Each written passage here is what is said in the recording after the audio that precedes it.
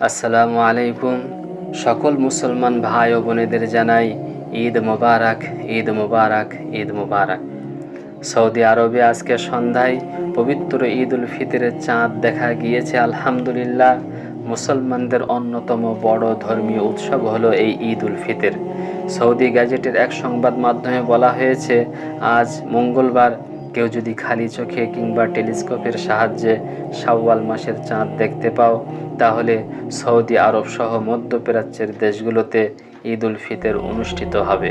তারই ধারাবাহিকতায় আজ সৌদি আরবের আকাশে দেখা দিয়েছে ঈদ উল ফিতরের ফুটফুটে চাঁদ।